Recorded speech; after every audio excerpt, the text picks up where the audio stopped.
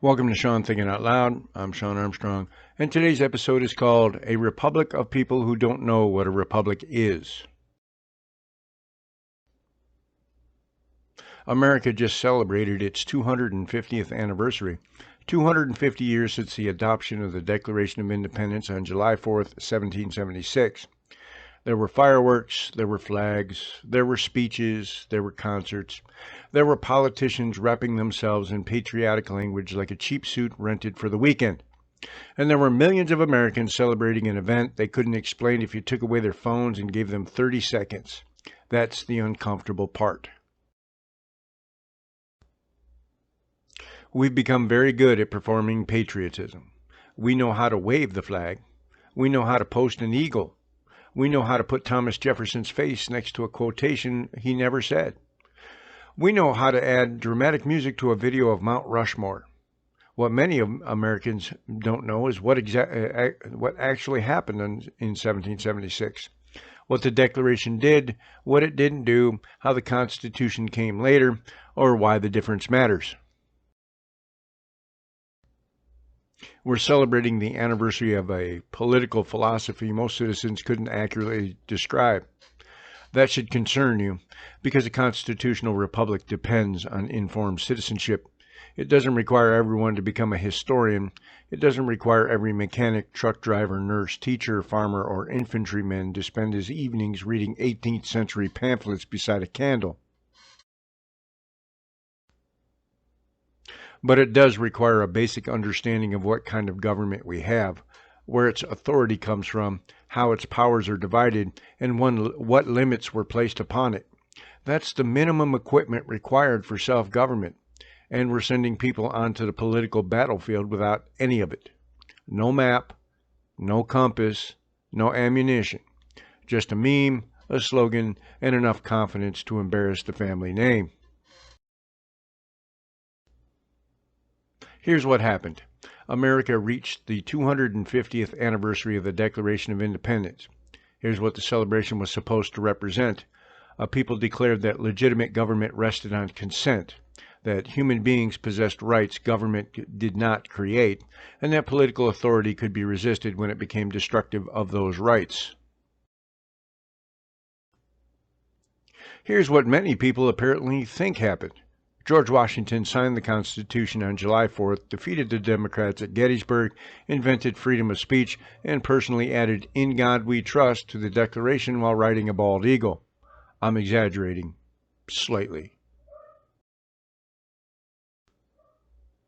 The problem isn't one stupid social media post. The problem is that civic ignorance has become normal. We have people screaming about democracy who can't define a republic. We have people invoking the Constitution when they're actually quoting the Declaration. We have people claiming something violates the First Amendment because a private employer told them to stop acting like an idiot at work. We have people saying a Supreme Court decision destroyed democracy because the court didn't produce the result their political tribe wanted. We have politicians described as fascists, socialists, communists, Nazis, dictators, and traitors, sometimes during the same afternoon. Words once used to describe serious political systems and historical crimes have become emotional sound effects. Nobody has to understand the term. They just have to spit it with enough hatred. And this isn't limited to the left. Conservatives do it too. Some conservatives call every government program socialism. The city fills a pothole and somebody starts checking the horizon for Lenin. A school offers free lunch to poor children, and somebody announces the arrival of the Soviet Union. Calm down. Socialism is an actual political and economic doctrine. It isn't every tax, regulation, public service, or government employee you find annoying. And no, everything Donald Trump does isn't fascism. Everything Joe Biden did wasn't communism. Every executive order isn't a dictatorship. Every protest isn't an insurrection. Every riot isn't a revolution. Every court ruling you dislike isn't judicial tyranny. Sometimes you lost the argument. Sometimes the law is against you. Sometimes the judge is wrong. Sometimes the judge is right and you're the one who wandered into the conversation wearing intellectual clown shoes. That possibility has to remain on the table. This episode has 5 parts. First, we're going to talk about the 250th anniversary and what Americans were actually commemorating. Second, we're going to examine how people misquote and misuse the Declaration of Independence. Third, we're going to define fascism, socialism, communism, Nazism, and a few other political words people throw around like bricks in a bar fight. Fourth, we're going to talk about the Constitution, equal protection, federalism, due process, separation of powers, amendments, and why your feelings aren't an undiscovered constitutional clause. Finally, we're going to examine how ignorance makes manipulation easier. Because if you don't understand the system, anybody can convince you the system has collapsed. If you don't know history, anybody can claim today is unprecedented. If you don't understand political language, anybody can label his opponent a monster. If you've never read the document, anybody can tell you what the document supposedly says. And if you don't understand your own rights, you'll either surrender them without resistance or invent rights that never existed. Neither one is good. A republic doesn't survive because its citizens feel patriotic. It survives because enough citizens understand the rules, respect the limits, recognize abuses, and correct failures through lawful action. The flag matters. The anthem matters. The ceremonies matter. But symbols can't carry the entire load. A nation that remembers the song but forgets the system is living an inherited emotion. Eventually, the account runs empty. Let's get started. Countering Islamic Jihad is a direct, scholarly examination of one of the defining security challenges of the modern era. Shawn Armstrong lays out the history, the ideology, the social and psychological drivers, and the counterterrorism responses used to confront jihadist violence. This is not a surface-level book. It's a multi-chapter study that traces the historical evaluation of Islamic Jihad and terrorism, explains the ideological framework behind it, and gives the reader enough depth to understand the threat instead of parroting cliches. Armstrong does more than describe attacks or groups. He examines the social and psychological dimensions that contribute to the persistence of terrorism. That matters, because if you don't understand why a movement sustains itself, you'll never build an effective response. This book also turns to the response side of the problem. It discusses counterterrorism strategies, where they fit, and why adaptive measures matter in a threat environment that never stands still. Understanding is important. Strategy is what turns understanding into action. Armstrong also looks forward. Terrorism changes, methods change, the operational environment changes. This book addresses that shifting landscape and points to the continuing challenge of building countermeasures that can adapt instead of freeze in place. Written by Shawn Armstrong, this book carries a grounded voice and a serious tone. His author profile notes a background that includes farm work in his early years and a 23-year military career. That perspective fits the subject. It helps keep the book focused, direct, and practical.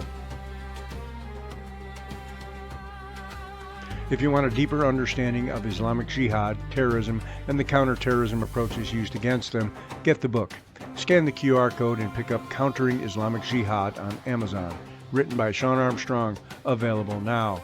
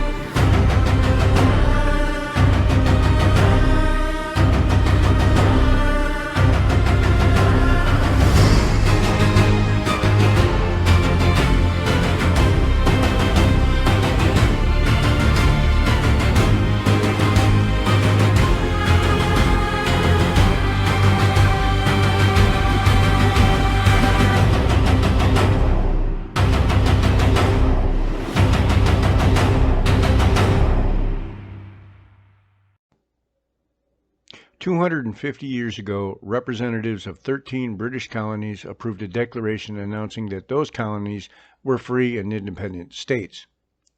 That's what July 4th commemorates. It marks the adoption of the Declaration of Independence. It doesn't mark the signing of the Constitution.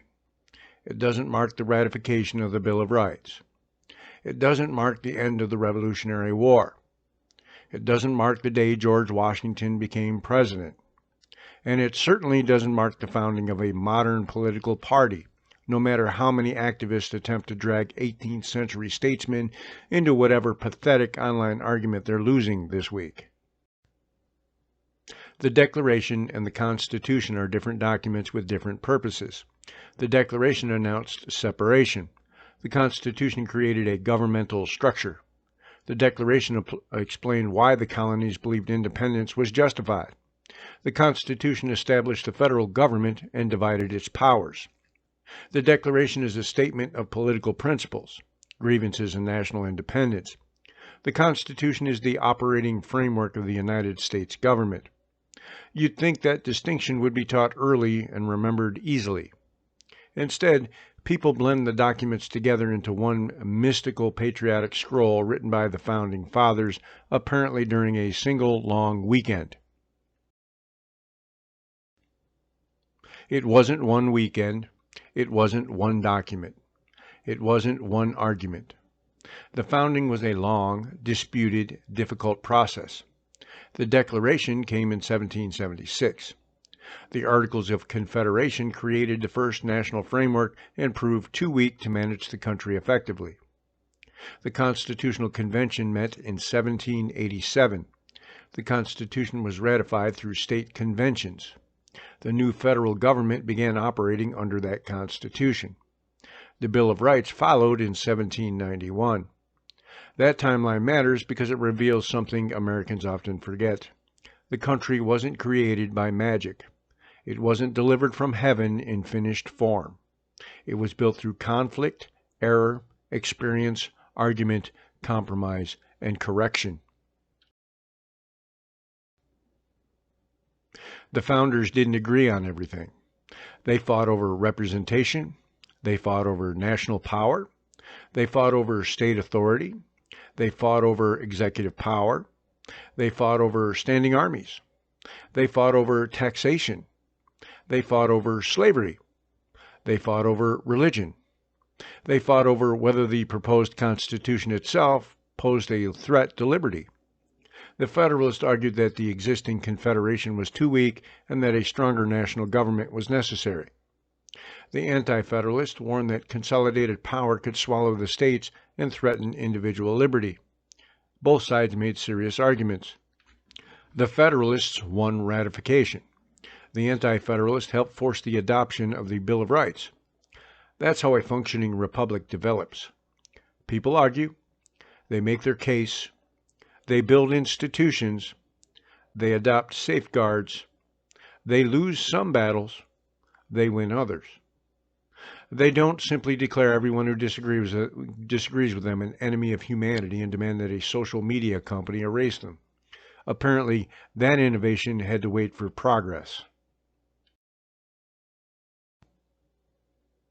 The 250th anniversary should have been a national civic lesson. It should have been an opportunity to ask basic questions. What did independence mean? Why did the colonists believe separation had become necessary? What are natural rights? What does consent of the governed mean? When does resistance to authority become legitimate? Why did the first national government fail? Why did the Constitution divide power? Why does federalism matter? What does citizenship require? What duties come with liberty? Those questions aren't dusty academic exercises. They remain central to every serious political dispute in America. When people debate executive power, they're debating a founding question. When people debate state authority against federal authority, they're debating a founding question. When people debate religious liberty, gun rights, free speech, criminal procedure, property, voting, taxation, or judicial power. They're debating questions built into the constitutional order. The founding isn't dead history. It's the foundation beneath the argument you had this morning. The problem is that most political arguments now begin several floors above the foundation. People start with their preferred conclusion and work backward. They don't ask what powers the government actually possesses. They ask whether the government is doing what they want. They don't ask whether a process is constitutional. They ask whether their side won. They don't ask whether a principle can be applied consistently. They ask whether it helps their candidate. Then they attach a picture of Washington, Jefferson, Lincoln, Reagan, Kennedy, or Martin Luther King Jr. to the conclusion as if dead historical figures were celestial endorsements. That isn't civic education, that's political ventriloquism. We also need to separate patriotism from worship. The founders were imperfect men. Some owned slaves while writing about liberty. Some tolerated institutions that violated the principles they proclaimed. Some failed morally. Some failed politically. Some changed their positions. Some contradicted themselves. Recognizing those failures doesn't invalidate the founding ideals. It proves the ideals were larger than the men who stated them. All men are created equal wasn't fully honored in 1776. That doesn't make the sentence meaningless. It made the contradiction impossible to ignore forever. A principle can condemn the people who proclaim it. That's one of the reasons principles matter. If equality is merely whatever the people in power currently approve, then the people in power can redefine equality whenever convenient. If rights are gifts from government, government can revoke them. If rights are inherent to the person, then government can violate them, but it can't morally erase them. That was the radical claim. The government doesn't manufacture your humanity. The king doesn't own you. The legislature doesn't create your basic dignity. The state exists to protect rights it didn't invent. That idea helped justify independence. It later gave abolitionist language to condemn slavery. It gave civil rights leaders language to condemn segregation. It gave generations of Americans a standard against which to measure the country's failures. The standard mattered precisely because America often failed to meet it. A mature country should be able to hold two thoughts at once. The founding generation produced principles and institutions of enormous historical importance. The founding generation also tolerated and participated in grave injustices. That isn't difficult. Adults do this every day. We evaluate human beings as complicated creatures.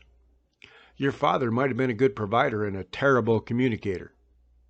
Your commanding officer might have been tactically brilliant and personally unbearable. Your favorite author might have understood politics and been completely useless with money. Human beings contain contradictions. Apparently, history becomes too complicated once a statue is involved. Then everyone has to choose between sainthood and demolition. One group pretends the founders were spotless prophets. The other pretends they were nothing more than wealthy racists protecting their interests. Both positions are lazy. One turns history into worship. The other turns history into prosecution. Neither one explains the founding. The correct response to imperfect founders is not to discard the principles. It's to apply the principles more consistently than they did. That's how a nation improves without destroying its foundation. The 250th anniversary also should have reminded Americans that independence and self-government are different achievements. Declaring independence removed British authority. It did not guarantee competent American government. Victory in war did not guarantee political wisdom. The Articles of Confederation demonstrated that good intentions were insufficient. A union without adequate power couldn't reliably raise revenue, regulate interstate problems, enforce national decisions, or respond effectively to crisis. The Constitution attempted to solve those weaknesses while preventing the national government from becoming the tyranny Americans had resisted. That's why the system contains tension. National power against state power. Legislative power against executive power. Executive power against judicial review. Majority rule against individual rights. Public necessity against private liberty. Efficiency against restraint. The system wasn't designed to eliminate conflict. It was designed to channel conflict.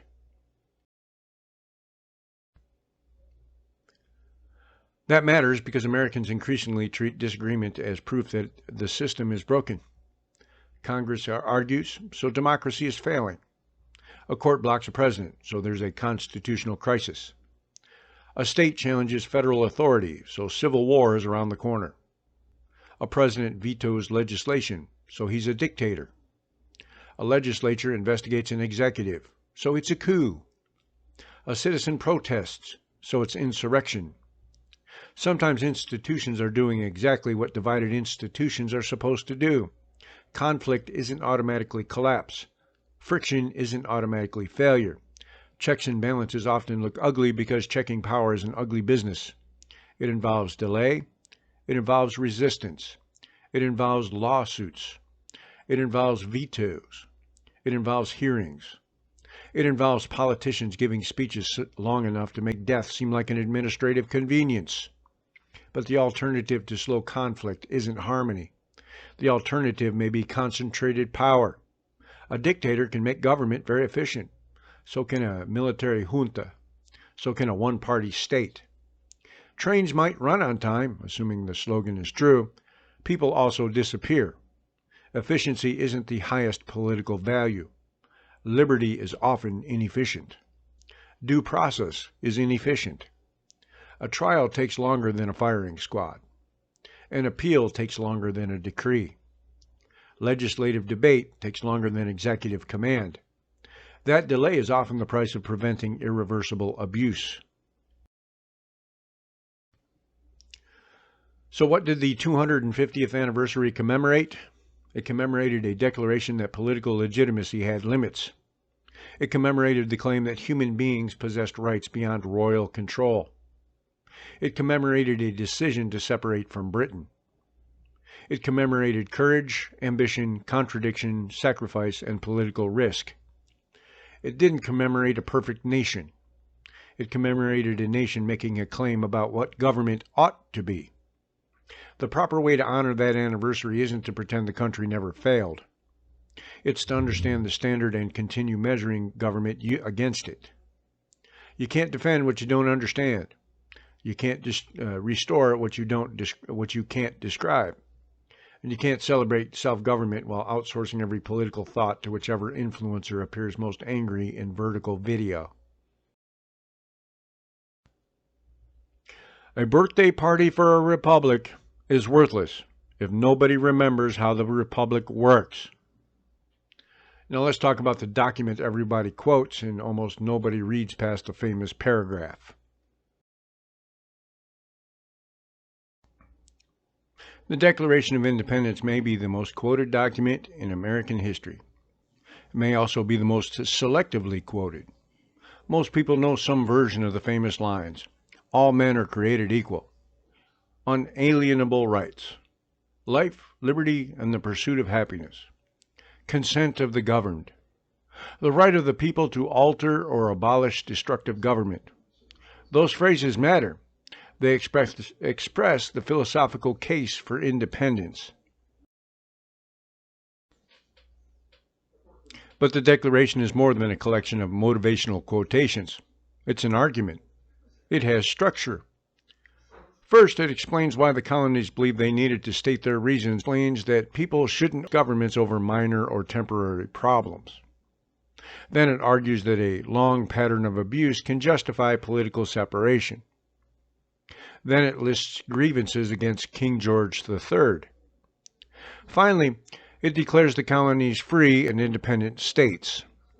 That structure matters. The document doesn't say, we're unhappy, so the government is illegitimate. It makes a case. It alleges a pattern. It provides grievances. It explains the remedy. That's more intellectual discipline than we see in most modern political arguments, where someone posts a cropped video, types, "This is literally fascism," and goes back to eating cereal at 2 in the afternoon. One of the easiest ways to detect a fake historical quotation is to ask whether it sounds suspiciously modern. If a question attributed to Jefferson contains 21st century political vocabulary, perfect modern punctuation, and an argument tailored precisely to today's social media fight, you should become skeptical. Thomas Jefferson didn't post about owning the libs. George Washington didn't warn about cancel culture.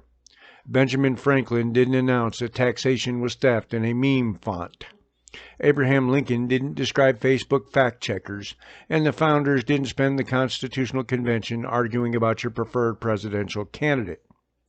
People attach old names to new slogans because authority is easier to borrow than earn.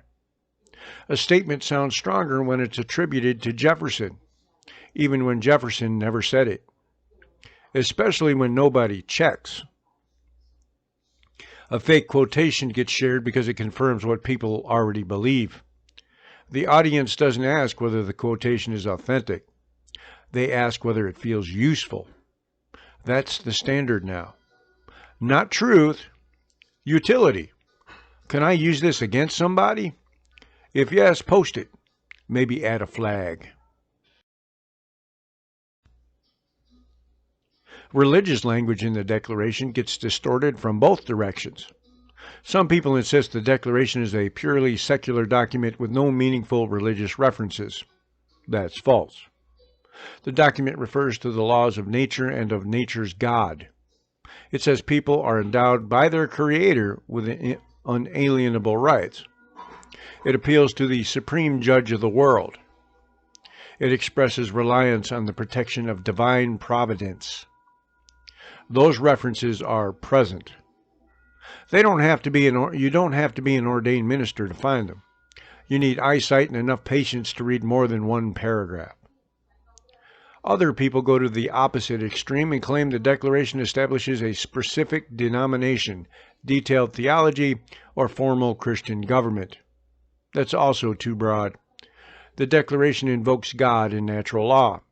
It reflects a world shaped by biblical thought, classical republicanism, English rights traditions, and Enlightenment philosophy.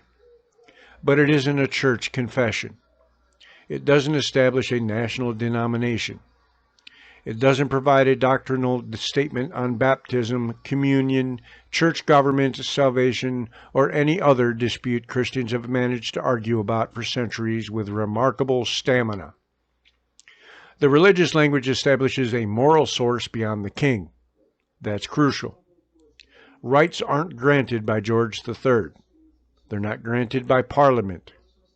They're not created by a colonial legislature. They belong to people by nature and divine endowment. That places government beneath the moral law rather than above it. The serious debate isn't whether the Declaration mentions God. It does. The serious debate concerns what those references mean, how they relate to natural law, and what political conclusions can properly be drawn from them. But serious debate takes work. So social media offers two easier options. Choice 1. America was founded on a secular state with religion completely absent from public thought. Choice 2. America was founded as a modern evangelical republic whose founders held the exact beliefs of somebody's current congregation. Both sides flatten history. One erases religion. The other standardizes it. The founding generation contained Anglicans, Congregationalists, Presbyterians, Quakers, Baptists, Catholics, deists, skeptics, and people whose private beliefs were complicated or inconsistent. They lived in a culture saturated with Christian language and biblical references. They also drew heavily from Enlightenment reasoning and classical political thought. That mixture doesn't fit neatly into a modern campaign advertisement. History remains stubborn that way. It refuses to become simple merely because your audience has a short attention span. Then we come to the grievances.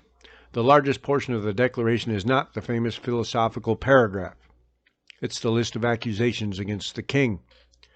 The repeated phrase, "he has," introduces grievances after grievance. The king obstructed laws. He interfered with legislatures. He manipulated representation. He made judges dependent on his will. He maintained standing armies in peacetime without consent. He subjected the colonies to foreign jurisdiction. He imposed taxes without consent. He deprived colonists of jury trials in certain cases. He altered forms of government. He suspended legislatures. He waged war against the colonies. Whether every grievance was framed fairly is a historical question. The important point is that the Declaration tried to establish a pattern of conduct. The founders didn't argue that a single unpopular tax automatically dissolved political obligation. They argued that repeated abuses demonstrated a design to establish absolute despotism. That distinction matters today. Politicians and activists love quoting the right to alter or abolish government. They're less enthusiastic about the sentence explaining that government shouldn't be changed for light and temporary causes. That sentence is inconvenient. It introduces prudence. Prudence ruins the revolutionary mood. You can't sell commemorative rebellion merchandise while telling people to calm down and examine the evidence. Every political disappointment is now described as tyranny. A regulation is tyranny. A school board policy is tyranny. A tax increase is tyranny. A vaccine requirement was tyranny. A ban on something was tyranny. The absence of a ban is tyranny. A website deleting an account is tyranny. A restaurant refusing service is tyranny. A restaurant being required to provide service is tyranny. By the time somebody finishes, the word means something happened and I'm upset. Tyranny has a meaning. It involves arbitrary or oppressive power. It involves rulers exceeding lawful limits and disregarding the rights of the governed. Not every exercise of government power is tyrannical. A government can lawfully do things you dislike. That's one of the least popular facts in American political life. You don't possess a constitutional right to win every policy argument. You don't possess a natural right to avoid inconvenience. You don't possess an unalienable right to receive applause. The government may tax within its constitutional authority. It may regulate within its lawful authority. It may punish crimes through due process. It may enforce judgments. It may lose elections. It may win elections. The question is whether power is exercised lawfully, not whether it produces your favorite result. There's another problem with using the Declaration as political decoration. People quote equality while quietly changing its meaning.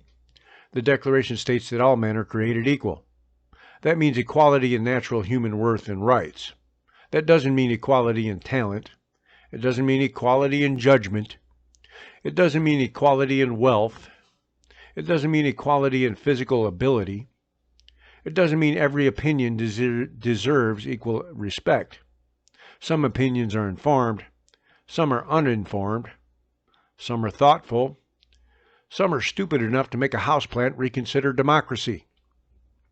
Equality before the law doesn't require pretending everybody makes equally good decisions.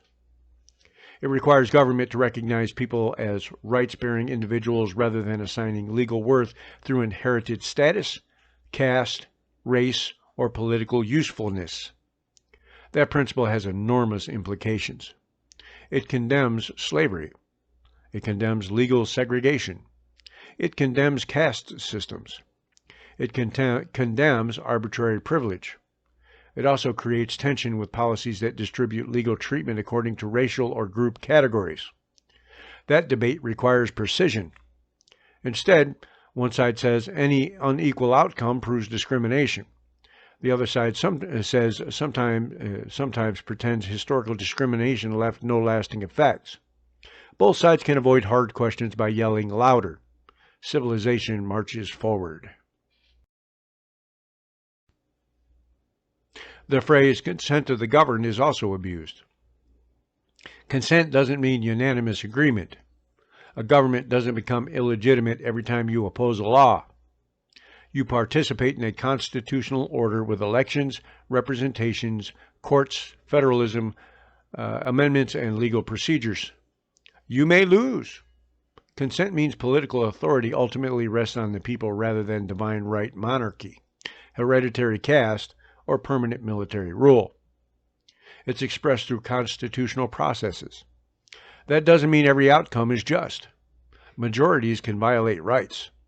Officials can abuse power. Elections can produce bad leaders. Laws can be unconstitutional. But the remedy isn't to redefine consent as personal satisfaction. I didn't consent to this is often political language for I lost. Losing doesn't eliminate citizenship. It doesn't eliminate legal obligation. It doesn't make violence legitimate. It means you organize, argue, litigate, vote, petition, protest, amend, persuade, and try again. That's Republican politics. It's frustrating because other citizens have opinions. Some of those opinions are terrible, but unless you're opposing dictatorship, those people remain part of the political community, even the ones posting fake Jefferson quotations. Tragic, but constitutional. The Declaration also doesn't give people a license to invent their preferred rebellion. The right to alter or abolish destructive government is a profound political principle. It isn't a permission slip for every armed crank who loses a zoning dispute. Revolution is not theater. It involves death, instability, economic collapse, fractured authority, and the possibility that the replacement government becomes worse. The founders knew this. They had experienced war. They pledged their lives, fortune, and sacred honor because failure could mean execution. Modern people sometimes speak about civil conflict as if it were a stronger version of posting. It isn't. War doesn't care how clever your slogan was. The electricity goes off, the food stops moving, the hospitals fail, the police fragment, the military divides. The people who spent years romanticizing revolution discover they don't know how to purify water. Then they become very interested in responsible government. The Declaration should produce seriousness, not fantasy. It explains that political separation may become necessary. It also explains that such decisions require reasons, evidence, prudence, and public accountability. Read the document. Read the entire document. Don't stop after the lines printed on coffee cups. Read the grievances. Read the conclusion. Understand the argument. Then you can discuss whether the principles were applied consistently, how later generations expanded them, and how they should guide the country today. The Declaration deserves more than being used as a patriotic fortune cookie. Before we begin throwing political definitions at one another, let's take a short break. Dismantling the Republic is a blunt political critique, which Shawn Armstrong sees as America's descent into tribalism. This book takes aim at elite influence, fractured citizenship, border confusion, middle-class decline, and the weakening of the constitutional order. At the center of this book is a hard question. How does a republic come apart? Armstrong's answer is that elite political and cultural forces have pushed Americans away from shared citizenship and toward tribal thinking, mistrust, and fracture. Across 7 chapters, Armstrong tackles a string of linked problems: citizenship, middle-class instability, borders and sovereignty, tribal politics, unaccountable power, questions about the Constitution, and the pressure of globalism and the so-called Great Reset. The chapter material is pointed. Armstrong argues that citizenship has been diluted. The middle class has been weakened, identity politics has displaced civic unity, and unelected or unaccountable power has expanded where it shouldn't. The book is meant to provoke argument, not hide from it. This is for readers who want a direct political critique. If you care about citizenship, sovereignty, democracy, and whether America can still function as a republic instead of a patchwork of political tribes, this book is aimed right at you. Written by Shawn Armstrong, this book carries a plain spoken tone shaped by a working class background and a long military career. That mix gives the argument a grounded edge.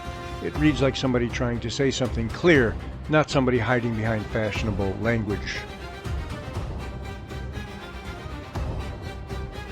If you want a short, direct political critique about tribalism, citizenship, and the future of the American Republic, get the book.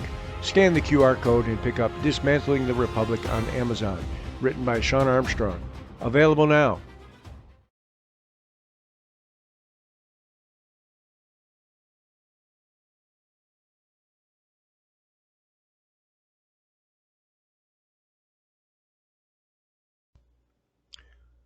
Political language has become almost useless, not because the words lack definitions, because people refuse to use them accurately. A political label now serves the same function as throwing a bottle across a bar. It announces hostility. It may start a fight. It communicates very little else. Call somebody a fascist, and you don't have to explain which fascist ideas he supports. Call someone a communist, and you don't have to identify communist policies. Call somebody a Nazi, and you don't have to establish racism, totalitarianism, racial hierarchy, anti-Semitism, one-party rule, or expansionist nationalism. You just have to dislike the person. That's the modern standard. Political science by emotional association. Let's define some terms. Fascism is an authoritarian, ultranationalist political ideology that subordinates individual liberty to the power and unity of the nation or state. Historically, fascist movements glorified national rebirth, centralized leadership, political violence, militarism, mass mobilization, and suppression of opposition. They rejected liberal democracy. They rejected pluralism. They rejected the idea that citizens could maintain independent political loyalties beyond the state-approved national project. They often preserved private property in name while subordinating business and labor to state direction. That's different from classical free market capitalism. Business owners might retain legal title, but the regime determined priorities, controlled labor relations, crushed independent unions, rewarded loyal firms, and punished opposition. Fascism wasn't simply government I don't like. It was a political system with identifiable features. A strong executive doesn't automatically equal fascism. Border enforcement doesn't automatically equal fascism. National pride doesn't automatically equal fascism. Military spending doesn't automatically equal fascism. A political rally doesn't automatically equal fascism. All of those things can exist under the multiple forms of government. To establish fascism, you have to examine the whole system. Is political opposition being eliminated? Are elections meaningless or abolished? Is the press controlled by the state? Are independent institutions being absorbed? Is violence treated as a legitimate political tool? Is the individual subordinated to an authoritarian national movement? Is a leader presented as the embodiment of the nation? Those are serious questions. You don't answer them by posting a photograph where a politician made an unflattering hand gesture. Nazism has a specific German form of fascism. It included authoritarian nationalism, racial hierarchy, anti-Semitism, territorial expansion, totalitarian control, and the pursuit of racial purification. The Holocaust wasn't an unfortunate side effect. The racial ideology was central to the regime. Nazi policy classified people according to ancestry, stripped targeted groups of rights, confiscated property, imposed forced labor, conducted mass deportations, and carried out industrialized murder. Calling every political opponent a Nazi trivializes that history. It doesn't strengthen your argument, it advertises that you lack a stronger word. A politician proposing lower taxes isn't a Nazi. A politician proposing higher taxes isn't a Nazi. A person opposing illegal immigration isn't automatically a Nazi. A person supporting immigration restrictions isn't automatically a Nazi. A person criticizing Israel isn't automatically a Nazi, although the content of the criticism matters. A person saying something offensive isn't automatically a Nazi. Sometimes an offensive person is merely an asshole. The political taxonomy has room for ordinary human ugliness. We don't need to promote every jerk to the Third Reich. Now let's talk about socialism. Socialism is a broad family of political and economic ideas centered on social, public, collective, or worker ownership or control of productive resources. Different socialists disagree about nearly everything else. Some advocate state ownership. Some advocate worker cooperatives. Some support democratic elections and gradual reform. Some support revolutionary change. Some accept markets in limited forms. Some reject markets. Some want centralized planning. Some want decentralized social ownership. So saying socialism means the government does things is stupid. Every government does things. The Roman government did things. The British monarchy did things. The United States government did things under George Washington. Taxation, public roads, armies, courts, and postal systems existed long before modern socialism. A policy may be consistent with socialist ideas without converting the entire country into a socialist system. A public fire department isn't proof that Karl Marx won. Neither is a public school. The more meaningful question is who owns productive property, how economic decisions are made, how prices are determined, whether markets remain central, and how much control the state exercises over labor and capital. You can oppose government programs without using the wrong definition. In fact, accurate language improves opposition. Instead of screaming socialism, you can say the program is too expensive. You can say it creates dependency. You can say it exceeds constitutional authority. You can say private institutions would perform better. You can say the incentives are destructive. You can say the government lacks competence. Those are arguments. Calling the county library communist because it lends books without charging each reader isn't an argument. It's a cry for adult supervision. Communism is related to socialism, but isn't identical to every socialist doctrine. In Marxist theory, communism refers to a classless, stateless society characterized by common ownership of productive resources. The state, according to the theory, eventually withers away after class conflict is resolved. That's the theoretical destination. Historical regimes calling themselves communist didn't become stateless. They became highly centralized one-party states. They used state ownership, central planning, political repression, censorship, secret police, imprisonment, forced labor, and often mass violence.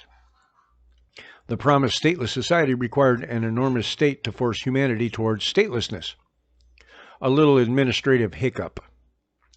Millions suffered while the theory waited for people to become different creatures. Defenders often respond that true communism has never been tried. That argument avoids the central problem. If every attempt to reach the system requires concentrated power, coercion, elimination of opposition, and suppression of property rights, then those results aren't irrelevant accidents. They may reveal something about the route itself. A destination reached only through dictatorship deserves criticism before the bus leaves. Capitalism also needs a definition. Capitalism is an economic system based largely on private ownership, market exchange, investment, profit, wage, labor, and price signals. That doesn't mean every capitalist society is unregulated. It doesn't mean every corporation is good. It doesn't mean markets never fail. It doesn't mean wealthy people always earn their wealth honestly. It doesn't mean government and corporations can't become corrupt partners. A capitalist economy can include taxes, regulations, public services, welfare programs, central banking, labor laws, and mixed forms of ownership. Most real economies are mixed systems. The serious argument concerns degree, structure, incentives, rights, and consequences. How much property should remain private? Which goods should be provided publicly? How should monopoly power be addressed? How should fraud be punished? How should labor rights be protected? What regulations prevent abuse and which merely protect established businesses from competition? Those questions require analysis. Calling every corporation fascist and every regulation communist saves time, but only because thinking takes longer. Liberalism is another word people misuse. In American politics, liberal often means center-left or progressive. Historically, classical liberalism emphasizes individual rights, limited government, private property, religious liberty, free expression, constitutionalism, and rule of law. Modern liberalism generally accepts a larger role for government in regulating markets and providing social welfare while retaining elections, civil liberties, and private ownership.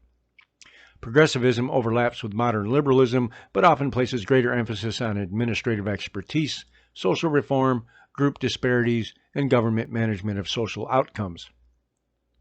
Conservatism generally emphasizes inherited institutions, social order, limited government, personal responsibility, national continuity, religious tradition, private property, and caution toward rapid change. But conservatism also contains factions: libertarians, national conservatives, religious conservatives, free market conservatives, populists, foreign policy hawks, isolationists, constitutionalists, people who agree on almost nothing except that the left has annoyed them. That isn't a coherent philosophy by itself, but it does fill arenas. Democracy and republic are also routinely treated as opposites when they aren't necessarily opposites. Democracy broadly means rule by the people. A republic generally means a political order without hereditary monarchy, where public authority operates through law and representatives. The United States is a constitutional republic with democratic institutions. Citizens vote, representatives govern, the Constitution limits power, rights constrain majorities, federalism divides authority, courts review legal disputes. So when someone says America is a republic, not a democracy, he's usually trying to emphasize that America isn't a pure direct democracy. That point is fair. But saying democracy has nothing to do with the American system is nonsense. Elections are democratic. Representation depends on popular consent. The Constitution begins with "we the people," not "we the random committee of men wearing buckled shoes." The system combines Republican structure, constitutional limits, federalism, and democratic participation. Adults can manage more than one noun. Then there's authoritarianism. Authoritarian government concentrates power, restricts political competition, weakens civil liberties, and reduces accountability. Authoritarianism can appear on the left or right. It can wear nationalist language. It can wear revolutionary language. It can claim religious authority. It can claim scientific authority. It can promise equality. It can promise order. It can promise safety. The packaging changes. The central tendency remains. Power becomes less accountable, opposition becomes less legitimate, and the citizen becomes more dependent on permission. This is why political labels should be tied to behavior and institutions. Don't tell me somebody is authoritarian merely because he speaks forcefully. Show me the attempt to eliminate checks. Show me the attack on lawful opposition. Show me the punishment of dissent. Show me the disregard for due process. Show me the concentration of power. Show me the substitution of personal loyalty for legal obligation. Evidence first, label second. Otherwise, the label becomes camouflage for a weak case. Political language loses value through inflation. If every president is a dictator, then how do we describe an actual dictator? If every controversial law is fascism, how do we describe a one-party state? If every social program is communism, how do we describe the abolition of private property? If every immigration policy is Nazism, how do we describe racial extermination? You destroy language when you use the strongest word for the weakest example. Then, when something genuinely dangerous happens, the public has already heard the warning 10,000 times. It becomes background noise. The fire alarm goes off every afternoon because somebody burned toast. Eventually, people stop leaving the building. Words are tools. Use the correct tool. A hammer is useful. It isn't useful for every job. And if you spend all day throwing the hammer at strangers, eventually nobody believes you're trying to build anything. Before you label a political opponent, ask 4 questions. What does the word mean? Which specific beliefs or actions fit that definition? What evidence supports the accusation? Would I apply the same standard to my own side? That last question eliminates most political commentary. People don't want standards. They want weapons. They want a label that excuses them from engaging the argument. Once the opponent becomes a Nazi, communist, fascist, racist, traitor, groomer, insurrectionist, terrorist, or enemy of democracy, nothing else matters. You don't debate monsters, you destroy them.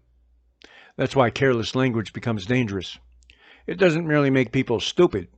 It makes political violence easier to justify. If your opponents are ordinary citizens with bad ideas, you have to persuade them. If they're existential enemies, persuasion becomes betrayal. That's how political communities tear themselves apart. First they destroy definitions, then they destroy legitimacy, then they destroy one another. Which brings us to the document that's supposed to limit political power, whether your side wins or loses.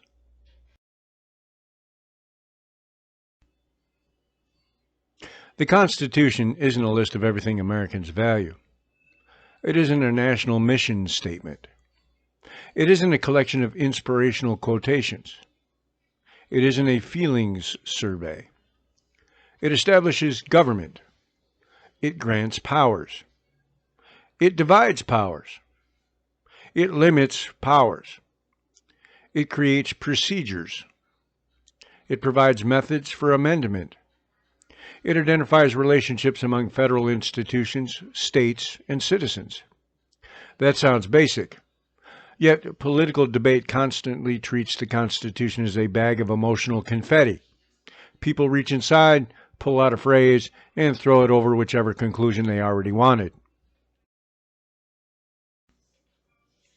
Start with separation of powers. At the federal level, legislative power belongs to Congress. Executive power belongs to the President. Judicial power belongs to the federal courts. That doesn't mean the branches never interact. They're designed to interact. Congress passes legislation. The President may sign or veto it. Congress can override a veto with the required supermajority. The President nominates judges and executive officers. The Senate provides advice and consent for many appointments. Congress funds the government. The executive administers law.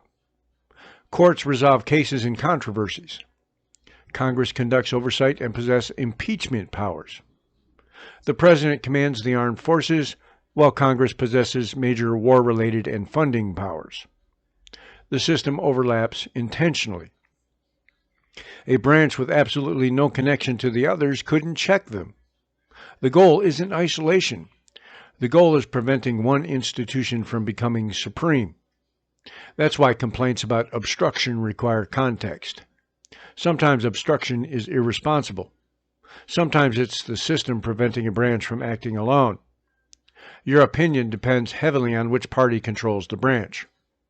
When your president faces resistance, you call it sabotage. When the other party's president faces resistance, you call it constitutional courage. Amazing how quickly principals learn to read polling data. Then there's federalism. Federalism divides authority between the national government and the states. The federal government isn't simply a club of sovereign states. It operates directly on individuals within its constitutional sphere. Federal law is supreme when validly enacted under federal constitutional authority. But states aren't mere administrative districts. They retain substantial powers over matters such as policing, property, family law, education, local government, elections, and many areas of public health and safety, subject to federal constitutional limits. The exact boundary has been disputed since the founding. That dispute isn't evidence that federalism has no meaning. It shows that divided sovereignty creates difficult cases. The federal government has enumerated powers. The states possess broad reserved powers. But the federal government's enumerated powers, including powers connected to commerce, taxation, spending, national defense, and enforcement of constitutional amendments, can reach deeply into state affairs. This is why states' rights isn't a complete argument. States don't possess a right to violate the federal Constitution. A state can't defend racial segregation by yelling federalism. A state can't eliminate due process. A state can't suppress protected speech merely because local voters approve. Federalism protects state authority. The Constitution limits state authority too. You have to identify the actual power, right, clause, precedent, and conflict.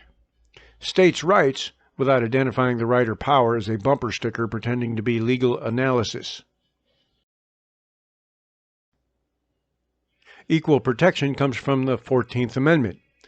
The amendment prohibits states from denying any person within their jurisdiction the equal protection of the laws. Notice the word person. Not citizen only. Person. Equal protection doesn't mean government can never classify people. Government creates classifications constantly.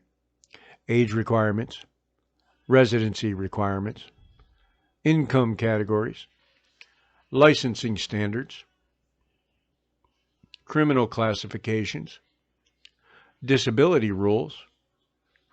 The constitutional question concerns the nature of the classification, the government's purpose, the level of judicial scrutiny, and whether the policy can be justified under the relevant standard. Race receives extremely demanding review. Sex-based classifications receive heightened review. Many ordinary economic classifications receive more deferential review. You don't have to memorize every legal test, but you should understand the equal protection analysis is more complicated than saying, that feels unequal. Some unequal treatment is lawful. A 17-year-old can't demand equal treatment with a 40-year-old man when applying for the presidency. A convicted prisoner doesn't receive every freedom possessed by somebody who hasn't been convicted. A blind applicant can't demand a commercial pilot's license on equal protection grounds. Law distinguishes among situations. The question is whether the distinction is constitutionally legitimate. Due process appears in both the 5th and 14th Amendments. The 5th Amendment restrains the federal government. The 14th Amendment applies due process protections against the states. At its core, due process means government can't deprive a person of life, liberty, or property without lawful procedures. Notice and opportunity to be heard are central ideas. The required procedure depends on the situation. A criminal prosecution requires extensive protections. An administrative decision may require a different process. Emergency action may allow temporary measures followed by review. Due process isn't a magic phrase that cancels every government action you dislike. It asks whether the government followed constitutionally adequate procedures and respected applicable rights. The concept also developed a substantive dimension, where courts examined whether certain government actions violate fundamental liberty regardless of procedure. That area produces some of the fiercest constitutional debates because it raises the question of which liberties are protected beyond the Constitution's explicit text and how courts should identify them. Reasonable people disagree. Originalists emphasize text, history, and tradition. Living Constitution approaches emphasis in evolving application and broader principles. Judicial conservatives disagree among themselves. Judicial liberals disagree among themselves. The debate is real. Posting, "Read the Constitution," really rarely settles it. Often, the person writing that hasn't read the relevant case, statute, amendment, or paragraph beyond the screenshot. But confidence remains undefeated. The First Amendment is another casualty of popular misunderstanding. The First Amendment restricts government. It begins, "Congress shall make no law," and its protections were later applied against state and local governments through constitutional doctrine. It protects religion, speech, press, assembly, and petition. It doesn't generally require private citizens to listen to you. It doesn't require private publishers to print your article. It doesn't require an employer to tolerate every statement at work. It doesn't require a private platform to carry every account unless some separate law creates an obligation. You may have a free speech argument in the cultural sense. You may argue a corporation is censorious, cowardly, biased, or inconsistent. That's a legitimate debate. But not every private consequence is a First Amendment violation. That distinction matters. Constitutional protection from government is different from social freedom from criticism. You can say something offensive. Other people can call you an idiot. Two liberties have occurred. Nobody's required to send you a medal. Free speech also isn't unlimited. Threats, fraud, defamation, incitement under narrow legal standards, certain forms of harassment, and other categories can be regulated. Government may impose reasonable time, place, and manner rules in public forums if constitutional requirements are met. Courts evaluate context. That doesn't mean government can criminalize speech merely because officials find it hateful. Hate speech is a broad category, doesn't automatically fall outside First Amendment protection in the United States. Offensive expression often remains protected. That's the point of protection. Popular speech doesn't need much protection. Nobody forms a secret police unit to hunt people praising puppies. The test comes when the republic hates the speaker. Then we have the Second Amendment. People quote half of it, or they quote the entire sentence and pretend the interpretive debate disappears. The amendment connects a well-regulated militia, the security of a free state, and the right of the people to keep and bear arms. Modern constitutional law recognizes an individual right while allowing forms of regulation. The debate concerns the scope of that right: historical tradition, weapon restrictions, sensitive locations, licensing, disqualification, and the relationship between public safety and constitutional protection. You can support gun rights and still acknowledge that legal questions exist. You can support gun regulations and still acknowledge that the amendment protects an actual right.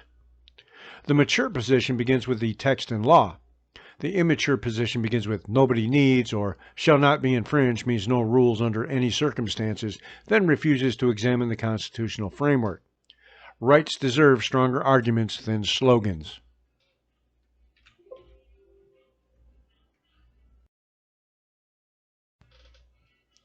The amendment process is another subject people forget.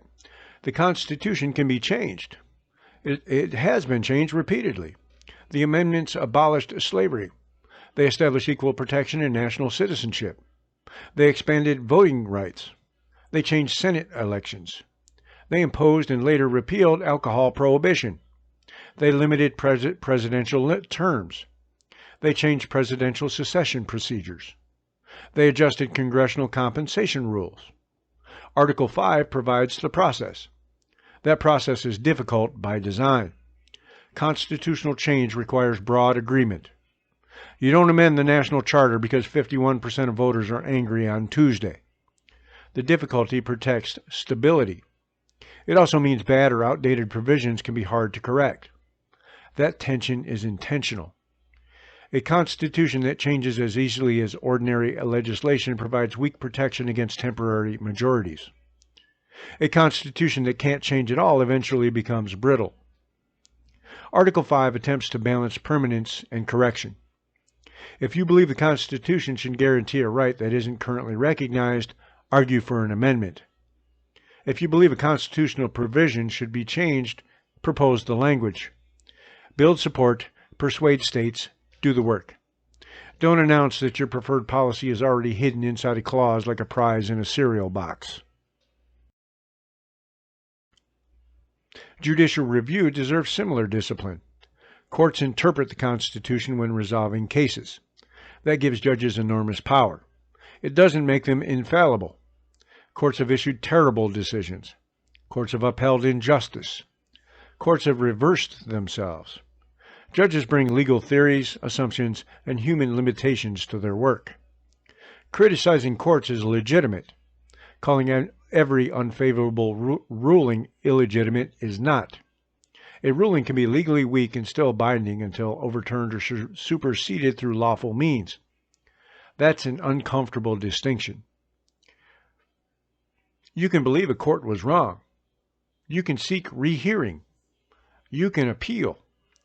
You can pass new legislation if the ruling leaves room. You can amend the Constitution. You can nominate different judges through elections and appointments. You can criticize the reasoning. What you can't do, while pretending to defend constitutional order, is obey only the rulings your side likes. That principle lasts until your preferred president ignores a court. Then everybody suddenly discovers nuance. Maybe the judge exceeded his authority. Perhaps. Prove it. File the appeal. Make the jurisdictional argument. Challenge the injunction. Use the system. Otherwise, the judge's illegitimate becomes the universal excuse for every official who wants power without review.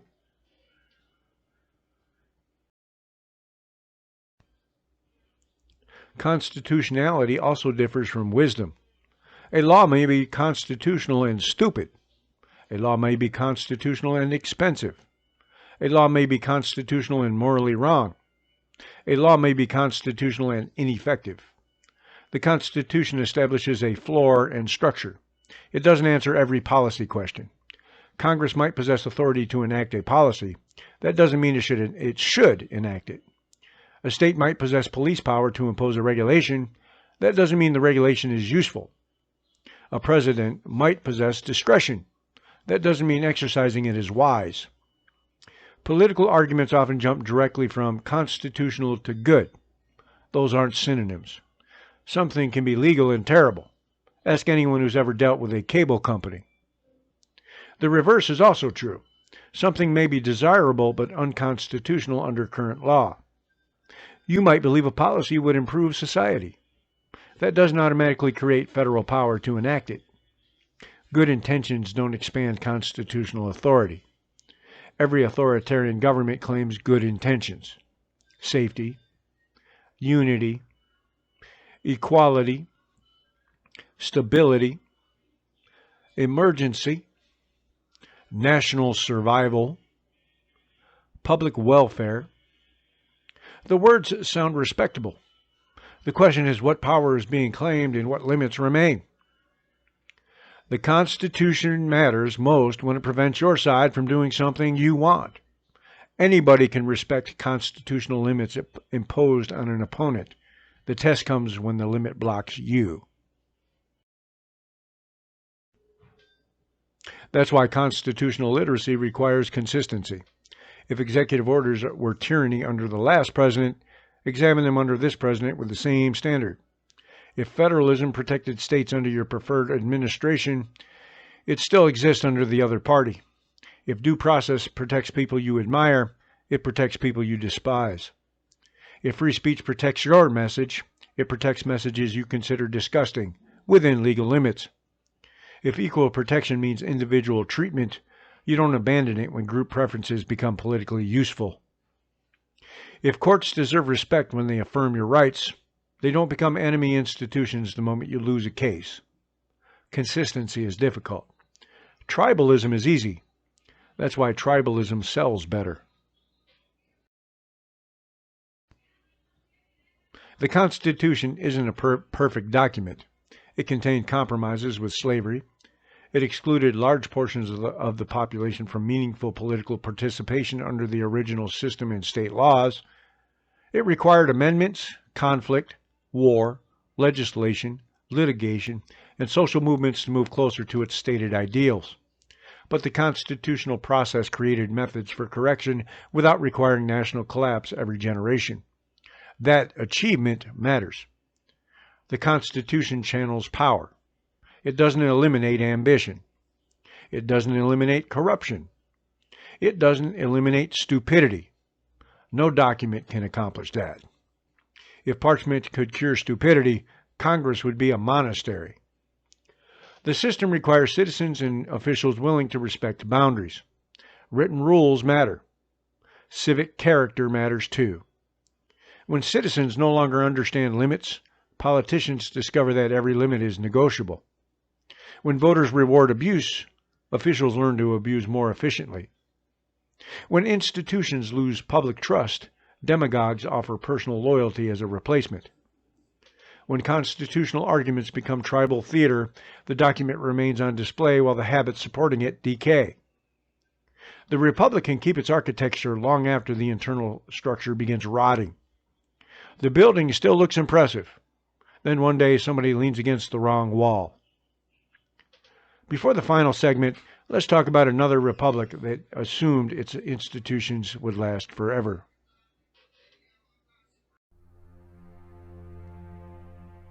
This is The Rise and Fall of the Roman Republic by Shawn Armstrong. It tells the story of Rome from a hard little republic to the master of the Mediterranean and then into the chaos that wrecked the very system that made Rome powerful. This book moves fast, stays clear, and makes the history matter. The book walks through the whole arc. It starts with early Rome and its citizen army. It covers the Punic Wars and the growth of Roman power. Then it hits the internal fractures, the Gracchi, Marius, Sulla, Caesar, Pompey, and Octavian. You get the political fights, the military shifts, and the slow destruction of republican habits from the inside. Readers will walk away with more than a timeline. They'll see how institutions matter, how strong men justify breaking the rules, and how a republic usually doesn't die in one clean moment. It gets hollowed out over time. That's what makes the Roman story more than ancient trivia. What makes this book useful is that it connects the ancient world to modern questions without getting preachy or stupid. It links battlefield choices to Senate fights, street violence to constitutional breakdown, and individual ambition to institutional collapse. You get an introduction to Rome, but you also get a cautionary tale about self-government. This book is for readers who want Roman history without drowning in academic sludge. It's for students, history fans, and anybody who wants a readable account with real political and human stakes. If you like ancient Rome, power struggles, and books that respect your intelligence, this one fits. Shawn Armstrong is a retired U.S. Army veteran, lifelong student of history, and prolific author whose work spans military affairs, politics, economics, religion, martial arts, American history, and the unexplained. Drawing on more than 2 decades of military service and a lifetime of study, Armstrong writes with clarity, discipline, and practical judgment. His books form a lasting record of the knowledge he has earned through experience, research, and reflection, created to inform readers, challenge assumptions, and pass something worthwhile to the next generation. If you want a smart, readable history of one of the most important political stories ever told, scan the QR code or use the Amazon link and grab The Rise and Fall of the Roman Republic. Shawn Armstrong has put the work on the page. Now you can put it in your hands.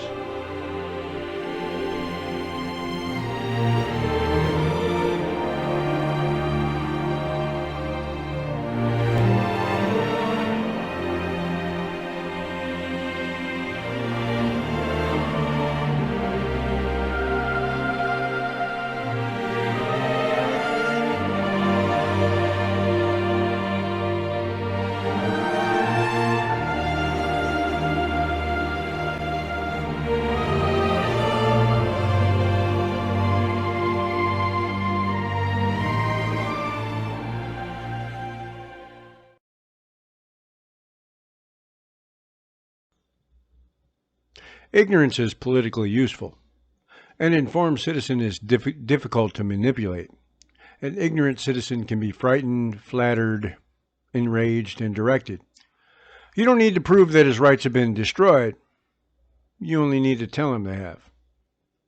You don't need to establish that an opponent is a dictator. You only need to repeat the word. You don't need to explain a court ruling. You can post the outcome with a siren graphic and announce the end of democracy. You don't need to read legislation. You can give it a nickname. You don't need to understand history. You can call everything unprecedented. Political manipulation thrives in the space between what citizens know and what they think they know. That second category is far more dangerous. A person who knows he's uninformed may listen. A person who believes a meme gave him expertise becomes a public menace. Propaganda doesn't always consist of direct lies. Often it uses selection. A true photograph with false context. An accurate quotation with missing sentences. A real statistic without a denominator. A short video ending before the relevant event. A headline technically defensible but emotionally misleading. A story repeated for one political group and ignored for another. Propaganda tells you where to look. Then it tells you what the selected fragment means. Civic ignorance makes the process easier because the audience lacks background knowledge. If you don't understand how legislation works, you can be told the president personally created and blocked every law. If you don't understand federalism, you can blame Washington for a local policy or blame a governor for federal law. If you don't understand judicial procedure, every temporary order becomes a final constitutional judgment. If you don't know the difference between indictment and conviction, accusation becomes guilt. If you don't know the difference between evidence and allegation, repetition becomes proof. If you don't understand military command, diplomacy, economics, medicine, or law, a confident idiot can lead you by the nose. There's no shortage of confident idiots. The supply chain is functioning perfectly. Media panic depends on compressed time. Everything is breaking news. Everything is a crisis. Everything is the biggest scandal in history. Everything is a turning point. Everything changes everything. Then the story disappears 48 hours later when the facts become more complicated. The audience never receives the correction with the same intensity. Fear arrived with graphics, music, expert panels, and giant red letters. The correction arrives in paragraph 23. This creates a population living in permanent emergency. Every election is the last election. Every court vacancy determines the fate of civilization. Every budget dispute threatens national collapse. Every international conflict begins World War III. Every virus ends normal life. Every protest becomes revolution. Every riot becomes civil war. Every political speech becomes a declaration of dictatorship. Eventually, people become addicted to alarm. Normal politics feels boring. They require catastrophe to remain engaged. Political actors understand this. Fear raises money. Fear drives turnout. Fear keeps audiences watching. Fear reduces skepticism. A frightened person wants certainty. The demagogue provides it. I alone understand the threat. I alone can protect you. Everyone criticizing me serves the enemy. Every institution limiting me has been corrupted. That pattern doesn't belong to one party. It belongs to concentrated political ambition. Conspiracy theories fill the same need. They transform confusion into certainty. Complex events become intentional plans. Institutional failures become coordination. Coincidence becomes design. Missing evidence becomes proof that the conspiracy is powerful enough to hide the evidence. Every contradiction strengthens the theory. If officials deny it, they're involved. If journalists challenge it, they're involved. If documents disprove it, The documents are fake. If former believers leave, they were compromised. The theory becomes impossible to falsify. At that point, it isn't an investigation, it's faith. Conspiracy theories often begin with reasonable distrust. Governments lie. Intelligence agencies conceal information. Corporations protect themselves. Media organizations make errors and serve ideological interests. Political parties coordinate messaging. Officials abuse secrecy. History provides real conspiracies. Watergate happens. COINTELPRO happened. Governments conducted unethical experiments. Corporations concealed dangers. The existence of real conspiracies doesn't prove every theory. It proves evidence matters. A serious investigator asks what facts would disprove his theory. A fanatic asks how every fact can be forced inside it. Civic ignorance also fuels personality cults. When citizens don't understand institutions, they begin viewing government through individuals. The president becomes the nation. Criticism of the leader becomes hatred of the country. Loyalty to the Constitution becomes loyalty to a person. Every institution is judged by whether it serves the leader. Courts are legitimate when they rule for him. Elections are fair when he wins. Military officers are honorable when they praise him. Law enforcement is courageous when it investigates opponents. Journalists are honest when they repeat his message. The standard is personal usefulness. That's dangerous whether the leader is Trump, Biden, Obama, Reagan, Kennedy, Roosevelt, or Julius Caesar himself arriving on a campaign bus. No politician deserves religious devotion. No president is the republic. No party owns the country. No election permanently settles the national argument. Political leaders are temporary office holders. The Constitution is supposed to outlast them. This is where people confuse charisma with competence. A confident speaker appears knowledgeable. A loud speaker appears strong. An angry speaker appears honest. A person saying what you already believe appears intelligent. None of those conclusions necessarily follow. Confidence is a performance skill. It may reflect knowledge. It may reflect experience. It may also reflect a complete absence of self-awareness. Some of the dumbest people alive speak with extraordinary certainty. They've never encountered enough information to become cautious. Experts often sound less confident because they understand complexity. They qualify conclusions. They identify uncertainty. They distinguish evidence from assumption. The audience sometimes interprets that intellectual honesty as weakness. Then a man with a podcast microphone and a suspicious supplement company announces he has solved constitutional law, immunology, foreign policy, monetary theory, and biblical prophecy during the same episode. Finally, a real expert. Algorithms reward certainty in conflict. A careful explanation may take 10 minutes. A false accusation takes 10 seconds. The careful explanation includes context. The accusation includes a villain. The explanation acknowledges limitations. The accusation offers moral clarity. The explanation asks you to think. The accusation asks you to share. Guess which one spreads? The modern information system doesn't merely reflect public ignorance, it monetizes it. Outrage creates engagement. Engagement creates advertising revenue, influence, donations, subscriptions, and power. The incentive isn't to inform you. The incentive is to keep you emotionally activated. An angry citizen keeps scrolling. A frightened citizen keeps watching. A self-righteous citizen keeps sharing. A thoughtful citizen might put the phone down and read a book. Terrible business model. Civic education can't simply mean memorizing dates. Dates matter, names matter, documents matter, but civic education must also teach structure and habits. How does a bill become law? What can the president do? What can't the president do? What powers belong to the states? What does the court actually decide? What's standing? What's jurisdiction?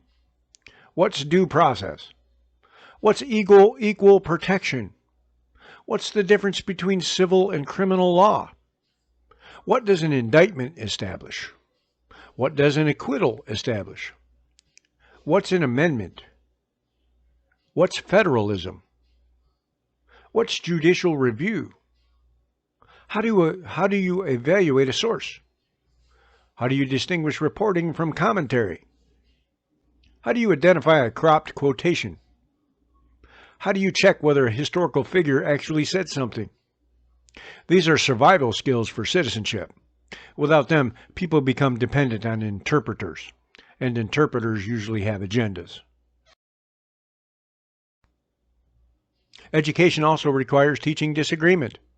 Students should understand the strongest arguments from competing traditions: Federalist and Anti-Federalist, Capitalist and Socialist, Conservative and Progressive, Religious and Secular, Originalist and Living Constitutionalist, Interventionist and Non-Interventionist, National Authority and State Authority, Individual Equality and Group Remedial Policy. Students shouldn't be protected from arguments. They should be trained to evaluate them. Instead, too much education teaches conclusions without foundations. Students learn which position signals virtue. They learn which words receive approval. They learn which historical figures may be praised and which must be condemned. They learn the approved moral posture. Then they enter adulthood with strong opinions and weak reasoning. They know what to think. They don't know how the argument was built. That makes them easy to manipulate when the approved position changes. And it always changes. The ideological checklist receives regular updates. Human terms of service. Click accept or lose access to polite society. A functioning republic needs citizens who can lose without abandoning the system. That may be the hardest civic virtue. You vote, your candidate loses. You believe the winner is wrong. Maybe corrupt. Maybe dishonest. Maybe incompetent. Maybe genuinely dangerous. You don't stop being a citizen. You organize. You watch. You criticize. You challenge unlawful action. You support lawful investigations.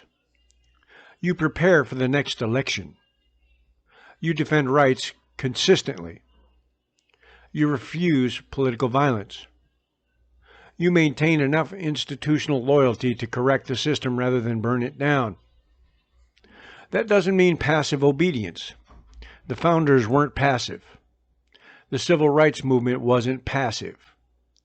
Labor movements weren't passive. Abolitionists weren't passive. But successful reform requires strategy, discipline, organization, moral clarity, and a vision for what follows. Rage isn't a governing philosophy.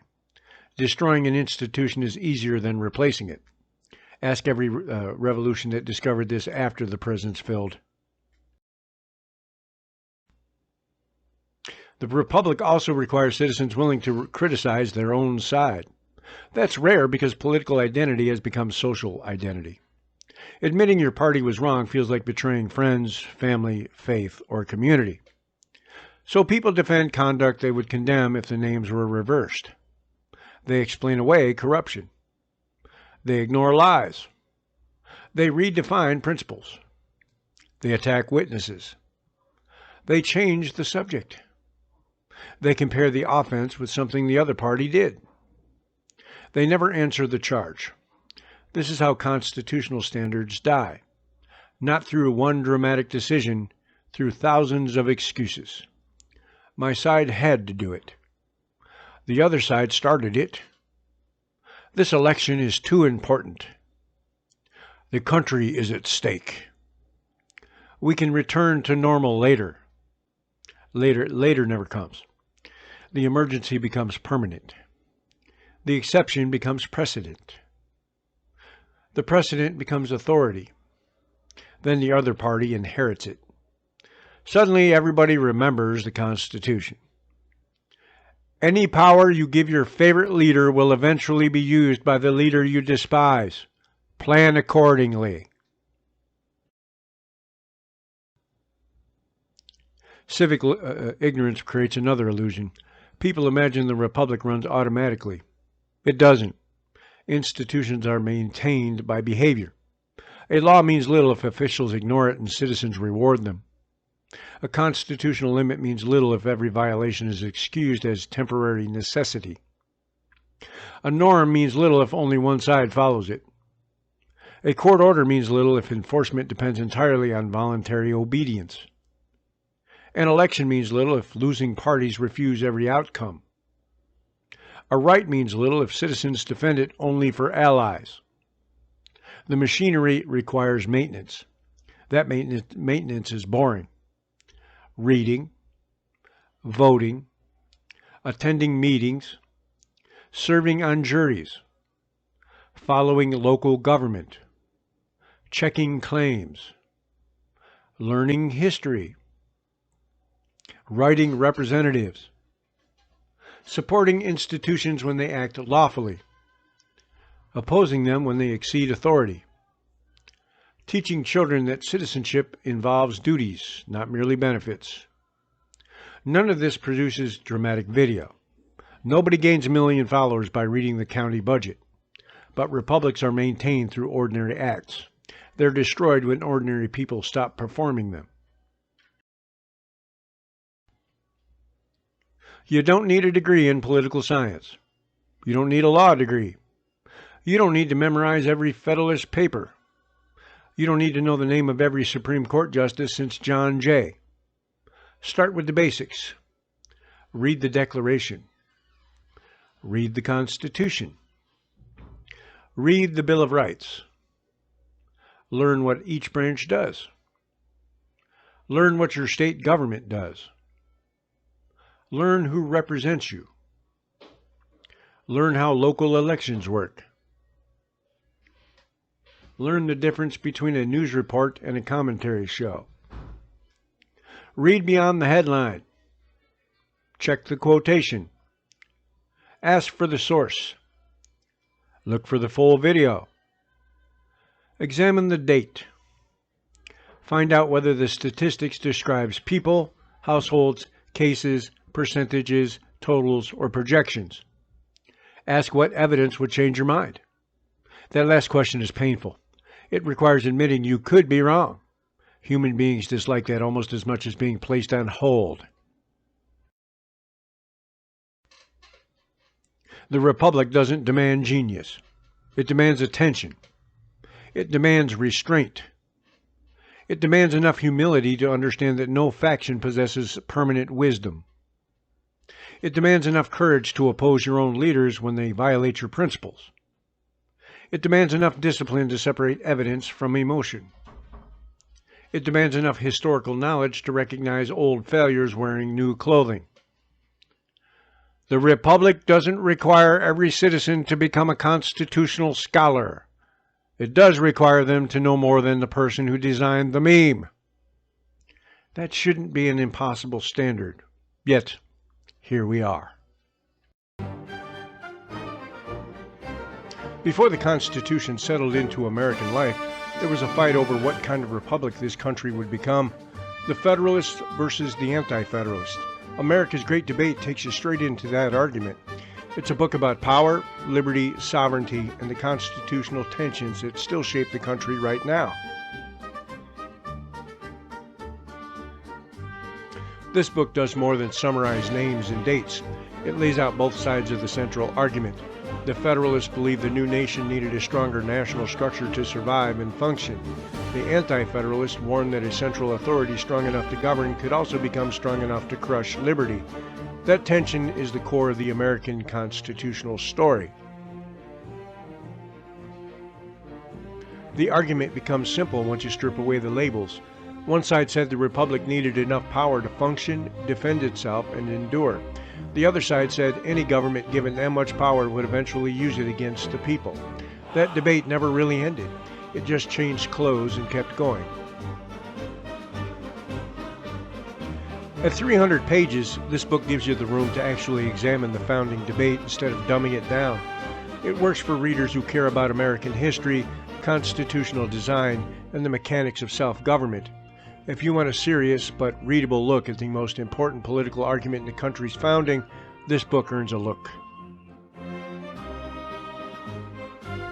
If this sounds like the kind of history you actually want to read, get your copy now. Scan the QR code on the screen to go straight to the Amazon page. The Federalists versus the Anti-Federalists. America's Great Debate gives you a grounded look at the founding argument that still sits underneath American politics.